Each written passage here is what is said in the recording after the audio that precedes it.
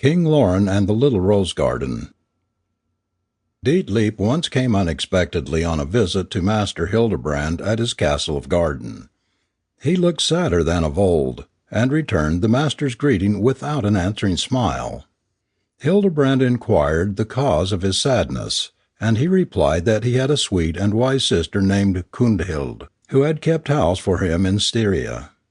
One day when she was dancing with other maidens in a green meadow, and he looking on, she suddenly vanished from the circle, and no one knew what had become of her. Since then, he continued, I have learned from a magician that it was the dwarf king Loren that hid her under a cap of darkness, and carried her off to his hollow mountain. This mountain is in Tyrol, where the dwarf has a wonderful rose garden. Now, good master, I have come to you for advice. How can I free my sister from the power of the goblin?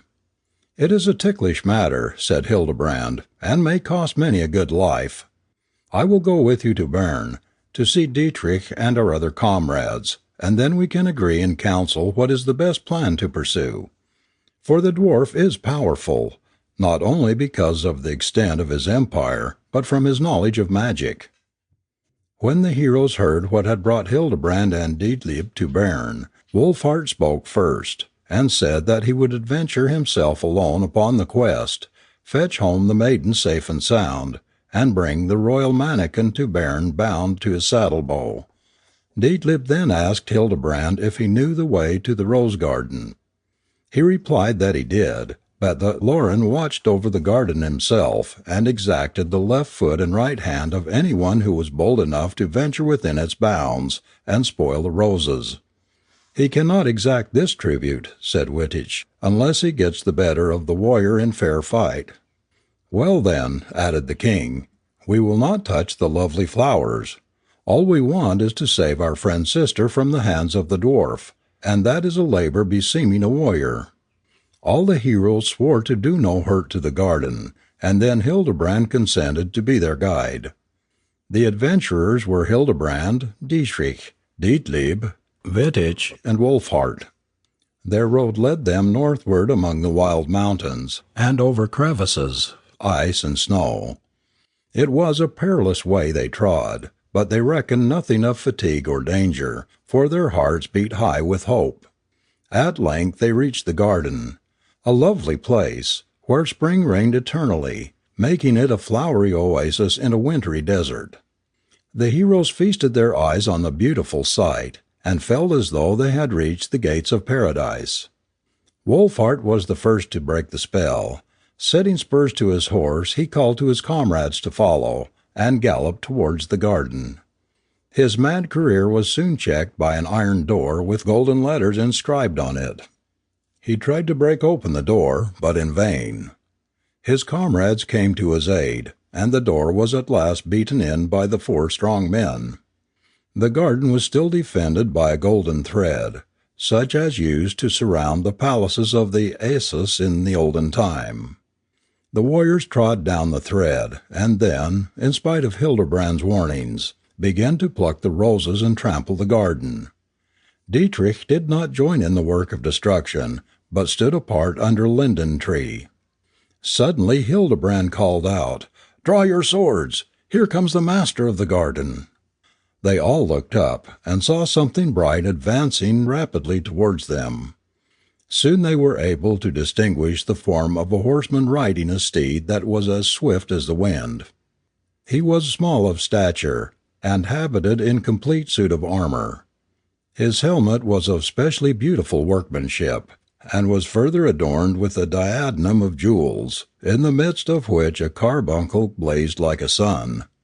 On beholding the damage that had just been done, he drew rein, and exclaimed angrily, "What harm have I ever done to you, robbers as you are, that you should thus destroy my roses? If you had aught against me, why did you not send me a challenge like honourable men? You must now expiate your crime by each giving me his right hand and left foot." "If you are King Loren," answered Dietrich, "we do indeed owe you reparation, and will pay you a fine in gold, but we cannot afford to lose our right hands, for we require them to wield our swords, And as to our left feet, we could not well ride were we deprived of them." "He would be a coward who talked of paying any fine except in blows," cried Wolfheart, "and I am determined to dash that hop o' my thumb, together with the cat he is riding, against the cliffs over yonder, and then his bones will break into such tiny pieces that even his grasshopper subjects can never collect them." Upon this Lauren answered in words of defiance, and the combat with Wolfheart began, only to end in the latter's overthrow the moment he felt the touch of the dwarf's spear. Dietrich was not more fortunate than his friend, for he was also thrown from his saddle at the first encounter. Lauren sprang from his horse, drew out a large knife, and approached the hero, who lay senseless on the ground. Dietrich sprang forward to rescue his comrade. "Do not venture the spear thrust, but close with him," said Hildebrand in a low voice. "Lauren has 3 magic charms of which you must deprive him, and these are, a ring with the stone of victory on his finger, a belt that gives him the strength of 12 men round his waist, and in his pocket a cap of darkness, which makes him invisible when he puts it on." After a long and fierce wrestle, Dietrich managed to get possession of the ring, which he at once gave to the master's charge. Again the combat raged, neither side gaining any advantage. At last Dietrich begged for a short truce, which Lauren granted. The truce over, the 2 kings renewed the fight. Dietrich caught Lauren by the belt, and at the same moment the latter clasped him round the knees so tight that he fell backwards. The violence of his fall broke the belt he was holding, and it slipped from his hand. Hildebrand then rushed forward and caught it before the dwarf could pick it up. No sooner was this done than Lauren went out of sight. Dietrich still felt the blows he gave, but could not see him. Filled with a berserker rage at his own powerlessness, he forgot the pain of his wounds. He flung away both sword and spear, sprang like a tiger in the direction in which he heard the whistling of the invisible sword, and seized his adversary for the 3rd time. He tore away the cap of darkness, and Lauren stood before him praying for peace. "I shall first cut off your right hand and left foot, and then your head, and after that you may have peace," cried the angered hero, setting off in pursuit of the dwarf, who now took to his heels. "Save me, Dietleep, my dear brother-in-law," cried Lauren, running up to that warrior. "Your sister is my queen." Dietleep swung the little creature on horseback before him, and galloped away into the wood. There he set him down, and told him to hide himself until the king's anger was abated. Coming back to the place of combat, the warrior found Dietrich on horseback, and as furious as before. "I must have either the dwarf's head or yours," cried Dietrich. In another moment their swords were flashing. A second fight would have begun had not Hildebrand held back the king by main force, while Dietrich did the same to Dietleep. After a little they succeeded in making peace between the angry men, and also in gaining grace for the dwarfs. Later still the warriors might have been seen in friendly converse with each other and with Lauren, who was then and there admitted as one of Dietrich's comrades. This point settled, the dwarf proposed to show them the wonders of his hollow mountain, saying that Dietleep should then give his sister to him as wife, with the usual ceremonies. "It is the old law," answered the hero of Styriland, "that when a maiden has been carried away from her home and is recovered by her friends, she should have free choice given her either to remain with her husband or return to her people. Are you willing that it should be so in this case?" "By all means," said the dwarf. "Now let us go. Do you see that snow-capped mountain? My palace is there. So to horse, that my eyes may no longer be pained by seeing the wreck you have wrought in my garden. The roses will bloom again in May." The journey to the snow-capped mountain was much longer than the warriors had imagined. It lasted till noon of the following day. Below the snow, they came to a meadow that was as beautiful as the rose garden. The air was filled with the perfume of flowers. Birds were singing in the branches, and little dwarfs were to be seen hurrying to and fro. They followed Lauren into the dark entrance of his underground kingdom. The only one of their number who felt the least distrust was Dietrich, who had not forgotten the thrust of the Dwarf King's spear. In King Loren's realm. A soft twilight reigned in the vast hall of the palace to which they now came. The walls were of polished marble, inlaid with gold and silver. The floor was formed of a single agate, the ceiling of a sapphire, and from it there hung shining carbuncles like stars in the blue sky of night. All at once it became light as day. The queen came in surrounded by her maidens. Her girdle and necklace were jewelled, and in her coronet was a diamond that shone like the sun, bringing the brightness of day wherever it came. But the lady herself was more beautiful than aught else. None could take their eyes off her face. She seated herself beside Loren, and signed to her brother Dietleep to sit down on the other side of her. She embraced him and asked him many questions about their old home and friends. By this time supper was ready. Loren was a perfect host, and his guests were soon quite at their ease. Even Dietrich forgot to be suspicious.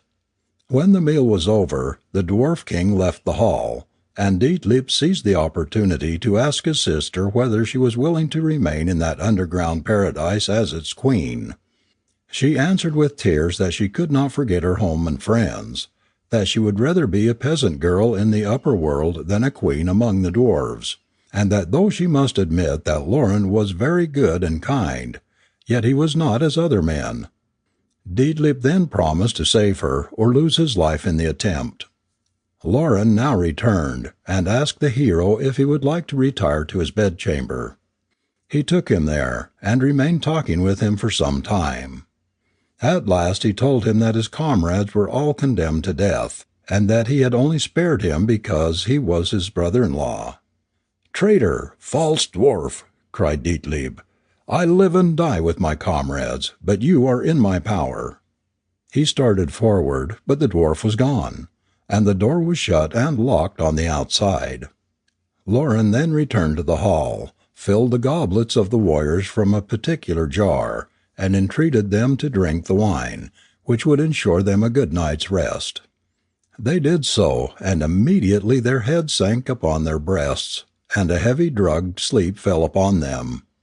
In turning to the queen, Loren desired her to go to her room, for these men must die in punishment for the wreck they had made of his rose garden, adding that her brother was safely locked up in a distant room, that he might escape the fate of his comrades.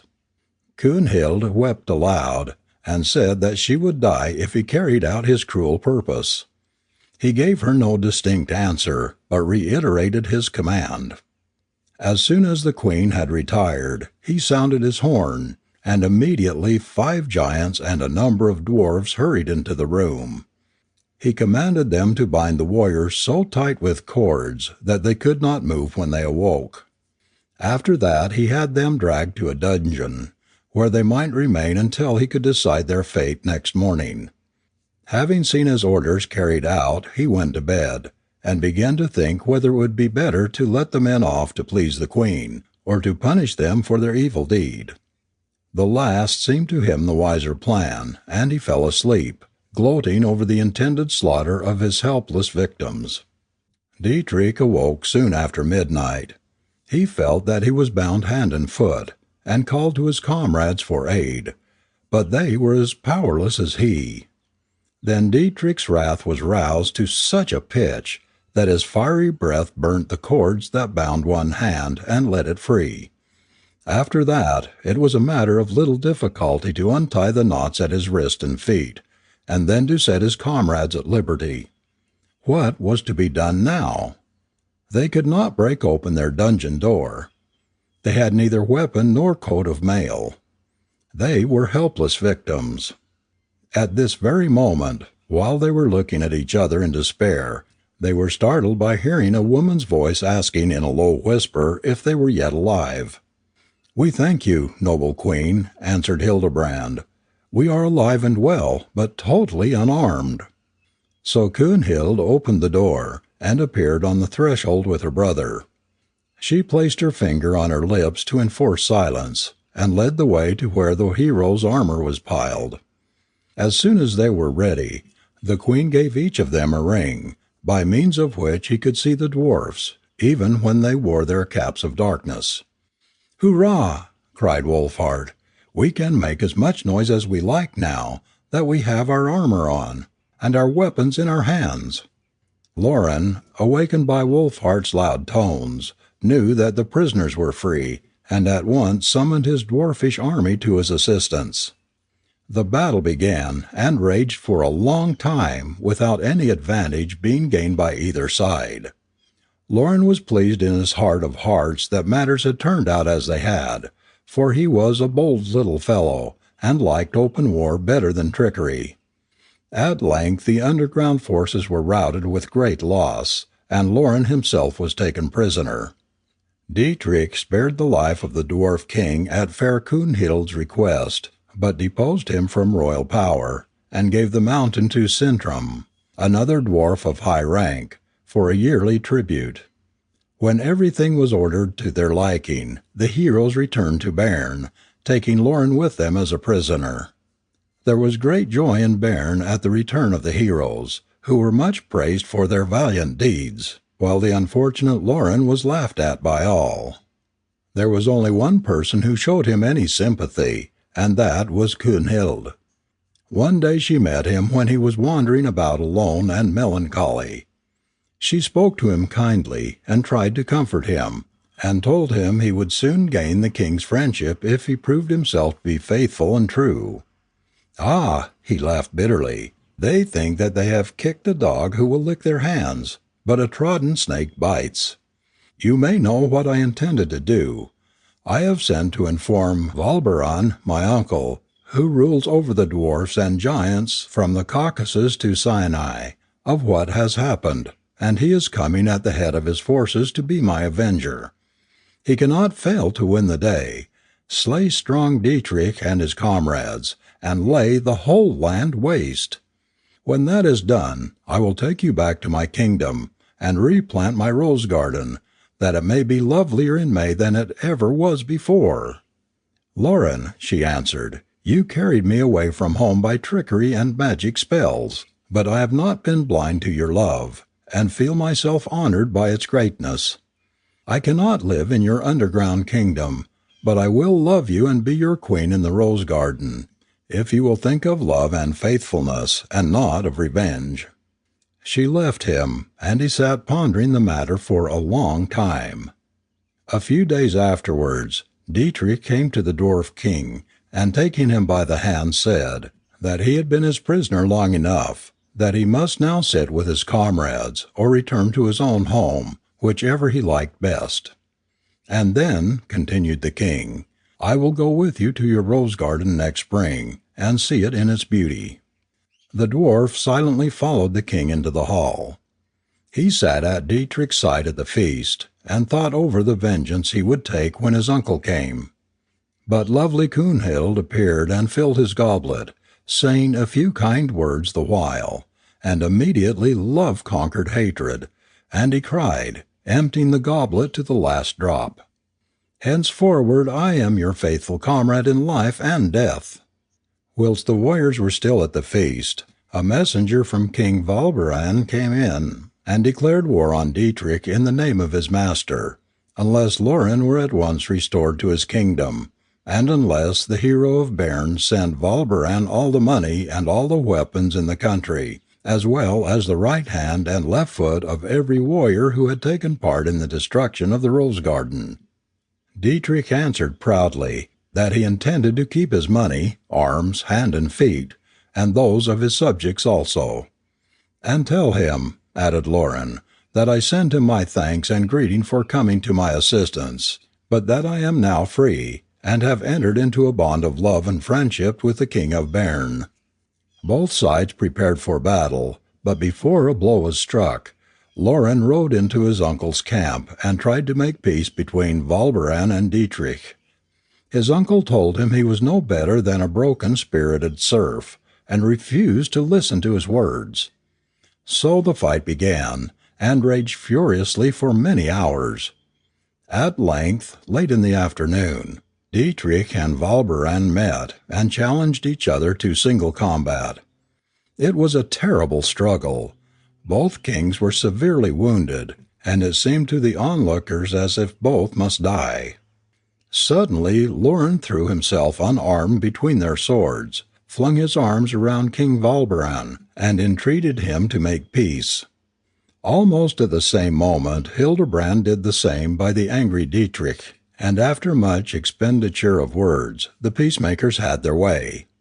So the fighting was changed to feasting, and the kings entered into a friendly alliance at the banquet that evening. The hero of Bern made a long speech in praise of Loren, who had endangered his life in endeavoring to make peace, and to whom he therefore restored the free and independent rule over his kingdom and rose garden. When he had finished, Queen Virginal came forward, leading fair Kunhild, and laid the hand of the maiden in that of Loren, saying that she knew he would regard her reward of his faithfulness as the greatest he had that day received, for Kunhild had promised to be his wife, if her brother did not object. As no dissentient voice was heard, the marriage was celebrated there and then. In the May month of the following year, when the roses were again in bloom, the dwarfs put the finishing touches to a beautiful palace, which they had built in the rose garden. Many a herdsman and alpine hunter has seen it, but to those who go in search of it from mere curiosity it remains ever invisible. To this day, Loren and Kunhild show themselves at odd times in the valleys of Tyrol, and there are people yet alive who are reported to have had a distant glimpse of the wonderful rose garden. The Great Rose Garden and Ilsen the Monk. Dietrich was now a man in the prime of life, a perfect hero, and a man of valor. The number of his comrades had much increased, and many doughty deeds had been done. Once when the king was feasting with many of his comrades, he looked round the table with pride, and said he believed that no ruler on earth had such heroes about him, that no other had prospered so well as he with the help of his chosen comrades, and that none might be compared with them. The warriors shouted their approbation. One alone was silent. The king turned to him, and asked whether in all his journeys he had seen bolder warriors. "That I have," cried Herbren. "I have seen some that have not their match upon earth. It was at the good town of Worms near the river Rhine, in the land of Burgundy. It is there that the great rose garden lies, 5 miles long by 2.5 broad. The queen and her ladies tended themselves, and 12 great warriors keep watch and ward lest anyone enter the garden without the queen's permission. Whoever does so must fight with the guard, and no one yet, whether giant or warrior, has been able to withstand them." "Let us go and pluck the roses that have been watered with the blood of heroes," cried Dietrich. "I think that my comrades and I will get the better of the guard."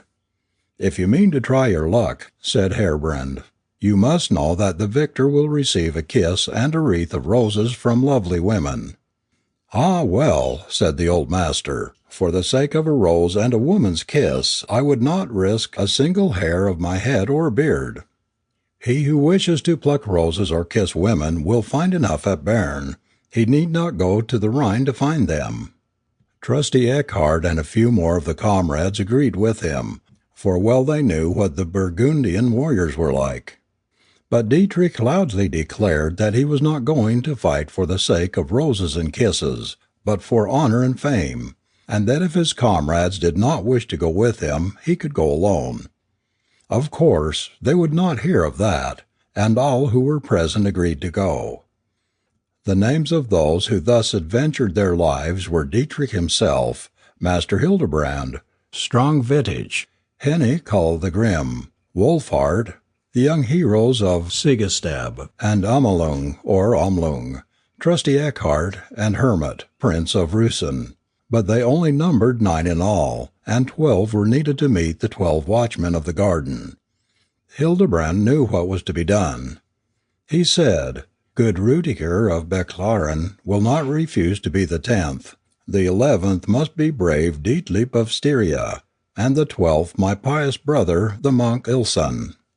They started forth at once to induce the chosen three to join them. They went first to Bechlaren, in the land of the Danube. Rudiker received them hospitably, and at once consented to go with them, but said that he must first get leave of absence from Etzel, whose margrave he was. The heroes then went on to Styria to visit Dietleep. They did not find him at home, but his father Bitterolf, who was there, earnestly entreated them to give up the journey to the Rhine, because, he said, only a fool would undertake a conflict for life or death with the world's bravest warriors, for the sake of a rose and a kiss. But when they met the young hero a short time after, they found him ready to go with them.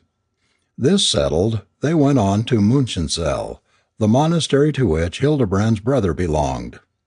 As soon as Elsen heard the object of their journey, he went straight to the abbot, and asked leave to accompany the hero of Bern to the rose garden. The abbot told him that such was scarcely a monkish quest, but Elsen grew so angry, and so loudly affirmed that valiant deeds were in his eyes as seemly for a monk as for any other man, that the abbot quailed before him, and gave him leave to go.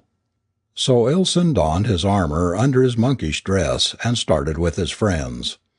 His heart beat high with joy that he was again bound on one of Dietrich's adventures, while his brother monks stood by and shook their heads, saying they feared it would not end well, seeing it was no saintly quest, but a worldly. The heroes went first to Bern, which was to be the general meeting place.